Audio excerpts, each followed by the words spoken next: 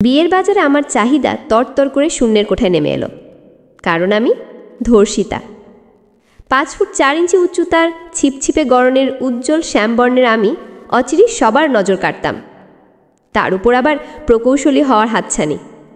সব মিলিয়ে আত্মীয় স্বজন, এলাকার মানুষ, পাড়া প্রতিবেশী, তাদের আত্মীয় স্বজন, এমনকি আশেপাশের এলাকার অনেকেরই আকাঙ্ক্ষিত পাত্রী ছিলাম আমি। উচ্চপদস্থ কর্মকর্তা থেকে ব্যবসায়ী সবাই আমার রিজেক্ট লিস্টে ছিল, কারণ আমার ফোকাস তখন কেবলমাত্র পড়াশোনা আর ক্যারিয়ার। তবে এখন আর কেউ হয়তো আমাকে বিয়ের করার কথা স্বপ্নেও ভাববে না। আমার বাড়ি গ্রামেই বলা চলে, তবে ঠিক অজপাড়া গা নয়। শহরের অনেক সুবিধা এখানে পৌঁছেছে। তবুও এখানে মেয়েদের 10ম শ্রেণী পেরুবার পরই যখন বিয়ের জন্য উঠে পড়ে লাগে, সেখানে প্রকৌশল বিশ্ববিদ্যালয়ে পড়া আমাকে বিয়ের জন্য ঘিরে ধরাটাই স্বাভাবিক। হতোও তাই। দেখা যেত ইন্টারমিডিয়েট পেরোতে পারেনি এমন কেউ বিয়ের প্রপোজ দিতে। প্রচণ্ড রেগে আমি যখন হইচই করতাম, মা বলতেন, মেয়ে যখন হয়েছিস আর বিয়ের বয়স যখন হয়েছে, যে নিতে পারবে সেও আসবে, যে নিতে পারবে না সেও আসবে। এত রাগ করার কিছুই হয়নি। আমি ঝিনুক, বাবা একজন সরকারি ব্যাংক কর্মকর্তা। আমরা 2 বোন, আমি বড় আর ঝুমুর আমার 2 বছরের ছোট। বেশ সুখেই ছিলাম আমরা। বাবা উচ্চশিক্ষিত বলেই আমাকে নিয়ে স্বপ্নটাও বেশ উঁচু দরের দেখেছিলেন। গ্রামে বাস করলেও বাবা আমাদের অন্যভাবে গড়ে তুলেছেন। স্বপ্ন দেখিয়েছেন উন্নত জীবনের, শিখিয়েছেন নৈতিকতা। আমরা 2 বোনই পড়াশোনায় বরাবর বেশ ভালো। কলেজের গণ্ডি পেরিয়ে স্বপ্ন পূরণের জন্য আমাকে নিজের বিভাগ ছেড়ে পাড়ি জমাতে হলো অন্য বিভাগে। প্রকৌশল বিশ্ববিদ্যালয়ে চান্স পেয়েছে বলে বাবা খুব খুশি, সাথে গর্বিত। এদিকে বাড়িতে বিয়ের জন্য একের পর এক প্রস্তাব এসেই যাচ্ছে। বাবা আর আমি নাকচ করছে সব, কারণ এখন মূল টার্গেট ইঞ্জিনিয়ারিং কমপ্লিট করা। স্বপ্নের এত কাছে এসে আমার ফোকাস নষ্ট করতে চাচ্ছিলেন না বাবা। বিয়ে হলে পড়াশোনায় একটা সুদূর প্রসারী প্রভাব পড়বে, তাই আপাতত বিয়েতে মত নেই বাবার। এতে আমারও কিছুটা লাভ হলো। আমার জীবনে ততদিনে একজন স্পেশাল মানুষের আগমন ঘটেছে। আমার এক ব্যাচ সিনিয়র একজনের সাথে রিলেশন হয়ে যায় আমার, তাই বিয়ে যত পিছানো যায় আমার জন্য ততই মঙ্গল। কিন্তু আমার মা আমাদের এই সিদ্ধান্তের ঘোর বিরুদ্ধাচরণ করে আসছেন। ভালো ছেলে পাওয়া গেলে বিয়ে দিয়ে দেওয়ার পক্ষে এসে বাবা বলতেন, বিয়ে তো দিবই, আজ না হোক কাল, তবে মেয়েকে স্বাবলম্বী না করে নয়। বাবা আধুনিক শিক্ষায় শিক্ষিত করলেও আমাদের উচ্ছন্নে যেতে দেননি। যথেষ্ট শালীনতার মধ্যেই থাকতাম আমরা। কিন্তু একটা ঘটনা সব এলোমেলো করে দিয়েছে। ঈদ উপলক্ষে ছুটি পড়ায় বাড়ির আসছিলাম সেদিন। ছুটি আরও 2-1 দিন আগেই শুরু হয়েছে। কিছু প্রজেক্টের খসড়া বিভাগীয় প্রধানকে জমা দিতে হবে ঈদের পরপরই, তাই প্রজেক্টটা শেষ করে আসতে হলো বলে ঈদের আগের দিন রওনা হতে হলো আমাকে, তাও আবার দুপুরের পর। গ্রামে যখন পৌঁছালাম তখন সন্ধে পেরিয়ে রাত নেমেছে। ফোনের চার্জ গাড়িতেই শেষ হয়ে গেছে বলে বাবাকে কল করে বাজার থেকে আমাকে এগিয়ে নিতে বলতে পারিনি। বাজারে নেমে বাড়ির পথে হাঁটা ধরলাম। আমি গ্রামের মেয়ে, পথঘাট মানুষজন সব চেনা। ভয় বা শঙ্কা কিছুই কাজ করেনি আমার মধ্যে। আমি ঘূর্ণাক্ষরেও ভাবতে পারিনি কি ভয়ঙ্কর ঘটনা অপেক্ষা করছে আমার জন্য। বাজার থেকে আমার বাড়ি খুব বেশি দূরে না, মাটির রাস্তা বাজার থেকে বাড়ি অবধি চলে গেছে। সে পথ ধরেই ফিরছিলাম। পেছনে কারো পায়ের শব্দ পেয়ে ঘুরে তাকাতেই কেউ আচমকা আমার মুখ চেপে ধরে, চোখও বেঁধে ফেলে। লোক সংখ্যা 2-3 জন অনুমান করলাম। রাস্তা থেকে আমাকে ওরা কোথাও একটা নিয়ে যাচ্ছে। সর্বাত্মক চেষ্টা করেও পেরে উঠলাম না ওদের সাথে। কোথায় নিয়ে যাওয়া হলো বুঝতে পারিনি। মানুষরূপী সেই নরপিশাচ হামলে পড়ল আমার ওপর। আমার হিজাবটা দিয়েই হাত বেঁধে রাখা হলো। আমার কিছুই করার ছিল না। সংখ্যায় বেশি হলেও আমার ওপর একজনই অত্যাচার করেছিলে। নারকীয় অত্যাচার। কাঁদা ছাড়া সে মুহূর্তে আমার আর কিছুই করার ছিল না। জানোয়ারটা আমার মুখে গুজে রাখা রুমালটা সরিয়ে দিয়ে চলে যায়। কতক্ষণ সেখানে পড়েছিলাম জানি না। আমার গোঙানির শব্দে পাশ দিয়ে যাওয়া লোকজন এগিয়ে আসে, বাবাকে খবর দেয়। আমার দেরি হচ্ছে বলে বাবাও বের হয়েছিলেন। পথিমধ্যেই আমার খোঁজ পেয়ে ছুটে এলেন। সেখান থেকে আমাকে বাড়িতে নেওয়া হলো। তবে আমার শরীরে কোনো ক্ষত হয়নি, ক্ষত হয়েছে মনে। পুরো গ্রামে এই একটাই কানাঘোষা, জয়নাল সাহেবের মেয়ে ধর্ষিতা। রাতারাতি আমার পজিশন পাল্টে গেল। আমার এত বড় সর্বনাশ যে বা যারা করেছেন, বাবা তাদের ছাড়বেন না বলে হম্বিতম্বি করছেন। হিতৈষীরা বুদ্ধি দিল, এতে মান সম্মান যতটুকু আছে সেটাও যাবে। বাবা কারো কথা কানে তুলছেন না, তিনি এর শেষ দেখে ছাড়বেন। এর মধ্যেই বাড়িতে একটা উড়ো চিঠি এলো। কে যেন দরজায় নক করে চিঠিটা রেখে চলে গেছে। বেশি বাড়াবাড়ি করবেন না স্যার। মামলা করবেন শুনলাম, তো কার বিরুদ্ধে করবেন জানেন? এসবের পেছনে কে আছে? বড় মেয়ের বিচার চাইতে গিয়ে ছোট মেয়ের সর্বনাশ ডেকে আনতে না চাইলে এসব মামলা করার কথা ঝেড়ে ফেলুন। আপনার বড় মেয়ের সাথে যা হয়েছে, ছোট মেয়ের সাথে একই ঘটনা ঘটলে সমাজে আর মুখ দেখাতে পারবেন? একটু ভেবে দেখবেন। মা এবার তেলে বেগুনে জ্বলে উঠলেন। হলো তো এবার 16 কলা পূর্ণ হলো বাবা মেয়ের। এবার ছোট জনের জীবনও নষ্ট করার পথে। ধন্য তোমরা। জীবনে এত বড় ঝড় উঠবে কখনো ভাবিনি। প্রতিনিয়ত কথার আঘাতে ঝাঁঝরা হয়ে যাচ্ছি আমি আর বাবা। আত্মীয় স্বজন, পাড়া প্রতিবেশী থেকে শুরু করে সবাই সান্ত্বনা দেওয়ার ছলে কাটা ঘায়ে নুনের ছিটা দিতে ব্যস্ত। সব অপরাধ যেন আমাদের। আরও আগে বিয়ে দিয়ে দিলে আজ এমন দিন দেখতে হতো না।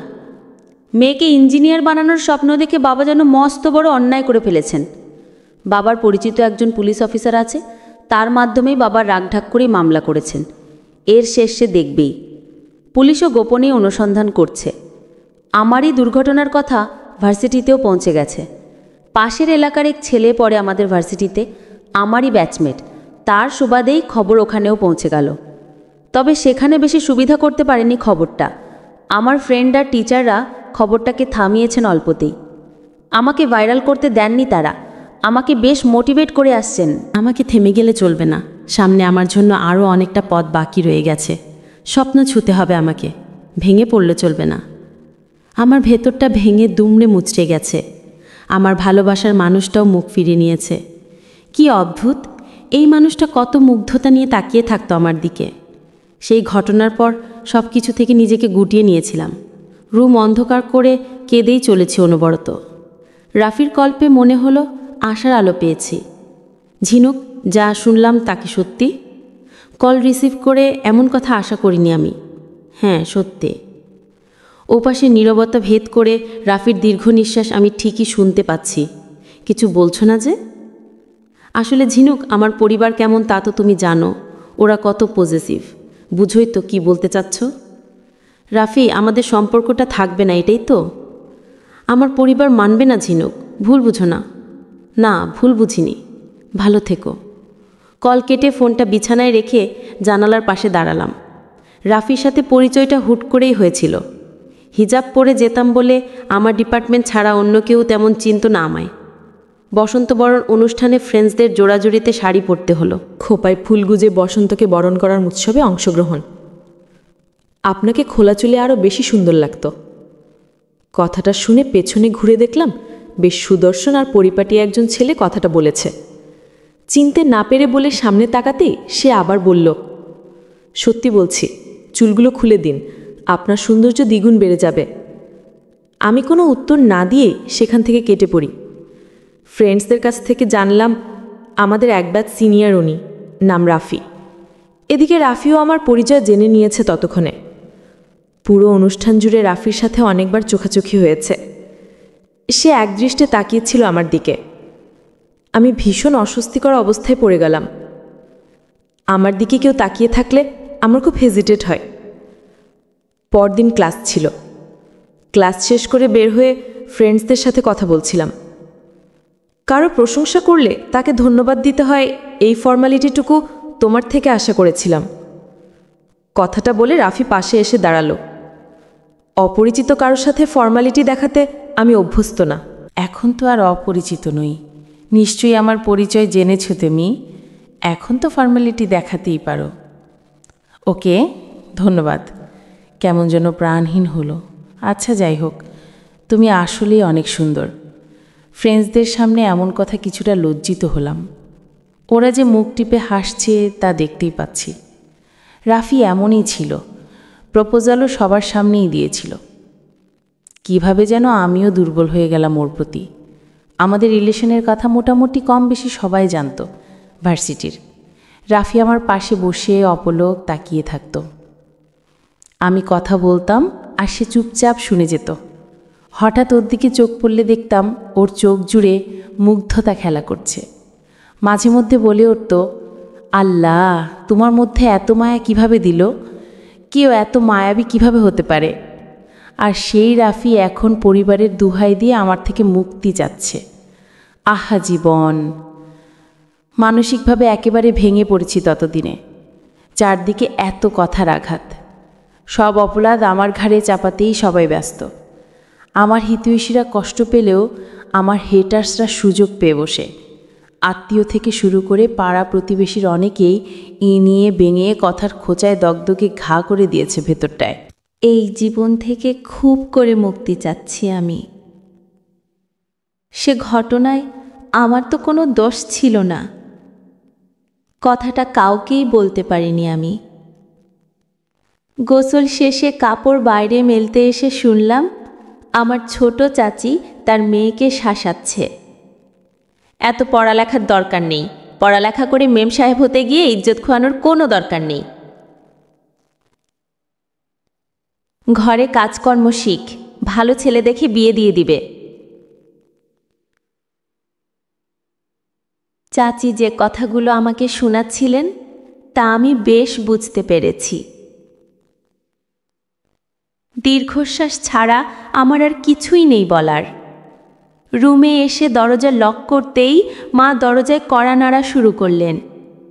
কি হয়েছে মা, দরজা বন্ধ করেছিস কেন? দরজা বন্ধ করবি না একদম। ভয় পেও না মা, আমি কিছু করব না। এই অভিশপ্ত জীবন থেকে এত সহজে মুক্তি নেই আমার। দরজা বন্ধ করার দরকার নেই। আমরা বিপদে পড়েছি, এখন মানুষ কথা বলবেই। ভাত বেড়েছি, খেতে আয়। দুদিন পর একজন বেশ দয়া দেখিয়ে আমাকে বিয়ে করার জন্য বাড়িতে প্রস্তাব দেয়। বিপত্নিক 50 একজন বিয়ে করতে রাজি হয়েছে। আমাকে এই সুখবর নিয়ে আসে এক ঘটক। মা দেখলাম কিছুই বলল না, নীরবে শুনে যাচ্ছেন লোকটার কথা। মা, তুমি ওনাকে চলে যেতে বলো। আর কখনো এমন কোনো প্রস্তাব নেই সে যেন এখানে না আসে। আমার এত খারাপ দিন এখনও আসেনি। ওনাকে যেতে বলো। তুই ঘরে যা, আমি তো কথা বলছি। তুমি কি বলছো তা তো আমি দেখতেই পাচ্ছি। আর আপনি এখনো বসে আছেন কেন? যেতে বলা হয়েছে তো আপনাকে। মাইয়া মানুষের এত দেমাগ ভালো না। এই দেমাগের জন্য তো সর্বনাশ হয়েছেই, সামনে আরও হবে। কি হবে সেটা আমি বুঝে নিব। আপনি আসুন। লোকটা বিড়বিড় করে কি যেন বলে চলে গেল। এত কিছুর পরও তোদের শান্তি হয়নি? এত কথা কে বলতে বলেছে তোকে? কেউ বিয়ে করতে রাজি হবে তোকে? তাহলে কি তুমি ওই বুড়ো লোককে বিয়ে করতে বলছো নাকি? আমার কথা এই বাড়িতে কেউ শোনে কখনো? আমার কথা শুনলে এই দুর্দিন দেখতে হতো না। সবাই তো বেশি বুঝিস। এখন তোর জন্য ছোটো মেয়েটার জীবনও নষ্ট হয়ে যাবে। এরপরও তোর হুঁশ হলো না? উঠতে বসতে এত লোকের এত রকম কথা শুনতে আর ভালো লাগে না। একদিন তোমাদের সব কিছু থেকে মুক্তি দিয়ে চলে যাব মা, তখন আর কেউ কিছু বলবে না। তখন খুশি হবি তো? হ্যাঁ, তুই তো আমার শত্রু, খুশি হব না? অনেক খুশি হব। আমি আর কথা না বাড়িয়ে রুমে চলে এলাম। আসলে আমার সময় এত খারাপ হয়ে গেল, বুক ফেটে কান্না আসছে আমার। আমি তো কোনো অন্যায় করিনি, তবুও আমাকে কেন এত লাঞ্ছনা সহ্য করতে হবে? সারাদিন আর রুম থেকে বের হইনি, কিছু খাওয়াও হয়নি। কান্না করে কখন ঘুমিয়ে গেছি জানি না। বাবার ডাকে ঘুম ভাঙল। প্রায় সন্ধ্যা ঘনিয়ে এসেছে তখন। সারাদিন কিছু না খেয়ে শুয়ে আছিস, এমন করলে চলবে? বাবার কথায় চোখটা আবারও ভিজে উঠল। মুখটা অন্যদিকে ঘুরিয়ে নিলাম। মন খারাপ করিস না মা, আমাদের এই দুঃসময় সবসময় তো আর থাকবে না। একদিন ঠিকই রোদ্দুরের দেখা পাবো আমরা। আর তোর মায়ের কথায় কিছু মনে করিস না। মাগুলো এমনই হয়, খুব বেশি ভালোবাসে বলে কষ্টটাও বেশি পায়। ছেলে মেয়েদের কথা শুনিয়ে শান্তি খুঁজে। তোকে কথা শুনিয়ে নিজে এখন পরে পরে কাঁদছে। আমি মায়ের কথায় কিছু মনে করিনি বাবা। আমার সাথেই কেন এমন হলো জানো বাবা? এই কদিন একটা ব্যাপার বুঝেছি। এত সংগ্রাম করে বেঁচে থাকতে যতটা সাহস লাগে, মরে যেতে তার চেয়ে অনেক বেশি সাহস লাগে। আমার অত সাহস নেই বাবা। তুই এসব কেন ভাবছিস? তুই তো কোনো ভুল করিসনি মা, তুই কেন শাস্তি পাবি? যারা অন্যায় করেছে দেখবি আজ না হয় কাল তারা ঠিক শাস্তি পাবে। তুই নিজের কোনো ক্ষতি করার কথা একদম ভাববি না। ওরা তো বেশ আছে বাবা, অথচ আমি প্রতিনিয়ত মরে যাচ্ছি। আমার জীবনটা কালো মেঘে ছেয়ে গেছে। এই মেঘ কেটে ওদের দেখা আমি কখনোই পাবো না। অবশ্যই পাবি মা, দেখে নিস, খুব শীঘ্রই পাবি। চল তো এখন আমার সাথে চল, তো খেয়ে নিবি। তোর মাও সারাদিন না খেয়ে আছে। আমার ভালো লাগছে না বাবা। তুই না খেলে তোর মাও খাবে না। আমাদের জন্য হলেও তোকে ঘুরে দাঁড়াতে হবে মা। এভাবে ভেঙে পড়লে চলবে না। তোকে তো আমি এভাবে তৈরি করিনি যে এত অল্পতেই তুই থেমে যাবি। তোকে লড়তে হবে, ঘুরে দাঁড়াতে হবে, হেরে গেলে চলবে না। চল ওঠ দেখি, আমরা আজকে একসাথে খাবো। অজ্ঞ তো আমাকে উঠতেই হলো, আমাকে ওদের জন্যই বাঁচতে হবে। আমি যদি নিজেকে শেষ করে দিই তাহলে এ বাড়ি থেকে শুধু আমার নয়, আরও 2টো লাশ বের হবে। আমার কিছু হলে আমার বাবা মাও মরে যাবে। আচ্ছা, বাবার কথা সত্যি করে আমার জীবনে কি আসলেই আবারও রোদ্দুর ফিরে আসবে?